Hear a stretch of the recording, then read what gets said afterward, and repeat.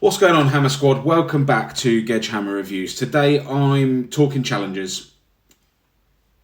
Very strange movie. What is going on with the ending? Still not sure. Don't get it. It's gone over my head. We've got sweaty tennis, sexual tension, a score that goes off like Hans Zimmer trapped in a spin class. And when the credits roll, you're left with, that guy shagged my wife and let's have a cuddle about it. Very strange. Let's talk about it. Let's get into it. If you enjoy reviews like this, though, that don't hold back, don't forget to smash that like button, subscribe, and let me know in the comments, did this movie work? What flew over my head that I didn't quite get? Or is it just a double fault that, meh, just not very good? So, here's the plot. And the plot makes sense. Zendaya plays Tashi Duncan, a former tennis prodigy turned coach turned power manipulator.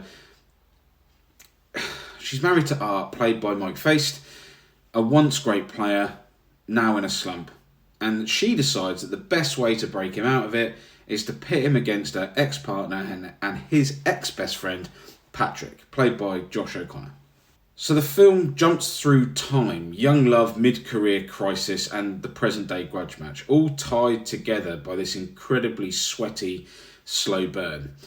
It's sexually charged energy that wants to say, this is tennis, but it's sexy and it's tortured. I was intrigued going in. The trailer was stylish, but I did turn to my wife throughout the film and said, this isn't what the trailer promised. Zendaya's always good. The director's got the pedigree, and I thought, yeah, this might actually be a banger. But the problem is, for me anyway, maybe because I'm not that clever, but it thinks it's way clever than what it is. Credit where it's due though, Zendaya, she is very good. She plays Tashi like she's got ice running through her veins. Every move she makes is calculated, every word layered with intent. She's clearly in control of the match, of these men, and the moment. And Zendaya delivers it all with nuance and really great performance. Josh O'Connor too, American accent, don't know why he needed it, was excellent. His Patrick is impulsive, he's emotional, and he's always just slightly on the edge of a breakdown or a comeback. He adds this wounded depth that makes his character feel real, and a really decent performance. Then there's Mike Feist as Art, and look, I don't think it's all his fault, but this character just felt flat. He was written to be a side dish in a meal that keeps promising 3 courses, and he's the guy who's meant to tie it all together, and yet I felt for him, throughout the film, not just as a character, but as an actor. The triangle only works if all 3 points of it are sharp, and this is dull, on one side especially. Now the soundtrack. Very strange. The score kicks in like every sort of 5 to 10 minutes with this sort of pumping music, gearing us up for something that's about to happen, like it's in the middle of Inception. There's nothing there. It's not building to anything. There's no emotional payoff. There's no major reveal. It's just another scene, another conversation, another look. There's no real development. I don't know why we're going all over the place with the story. And don't get me wrong. I mean, it does sound good. But if this was like a music video or an ad for an energy drink, I'd be all into it. But the sheer intensity of it constantly with no catharsis, it really starts to feel a little bit ridiculous come the end. It's like being told to get hyped for something that never arrives. The movie structure, it bounces between timelines. Back when they were teens, full of hope, mid-20s burnouts, and the present day. It's supposed to give you layers. But instead it starts to feel like a puzzle that doesn't want to be solved and isn't. It's a puzzle that isn't put together.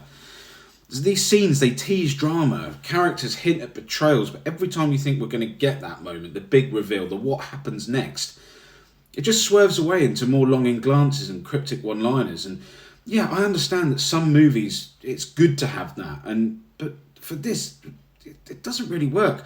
By the hour mark, my wife and I looked at each other and said, this has got to pay off sometime. It's just going, come on. Like, we were enjoying it in the first hour, and then there was just nothing. Just no. The film just ended. But the ending, no spoilers here, sorry, it's ridiculous. In my opinion. I'm sure there are people out there that like this sort of stuff, but this isn't for me. They've built up this love triangle, this deep emotional tension. There's betrayal, there's lust, there's power plays, and then it ends up with a cuddle. Thanks for fucking my wife, do you want to hug it out? Like, what's going on? Now I get that they were going for something subversive, showing the toxic codependency of these men, the way that they orbit Zendaya like satellites. But when the story has wound you up for 2 hours, I just want something to land. I don't care what it is. They both tell her to do one. They get together and, have their own relationship. They have a throuple. He goes on to win the tournament after.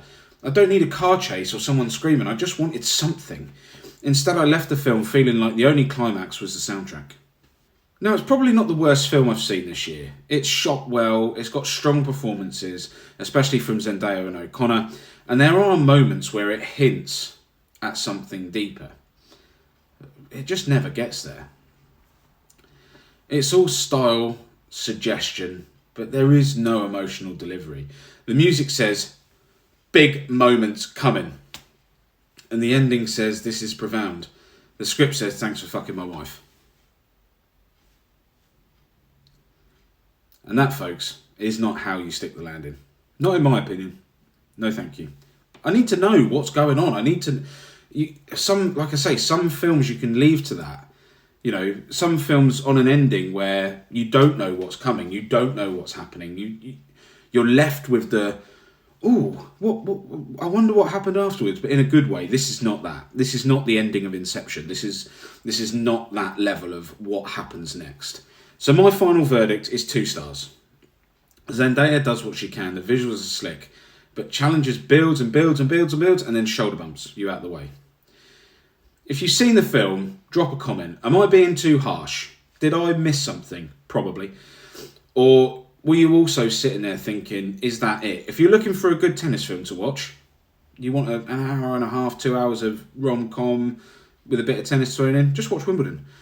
Make sure to like the video if you enjoyed the honesty, subscribe if you want more no-nonsense film reviews, and I'll catch you next time, hopefully with a film that actually ends like it means it. This has been Ash, Gedgehammer Reviews, game set, not match here, trash. However, remember guys, keep on smashing, have an amazing day, I'll see you on the next one.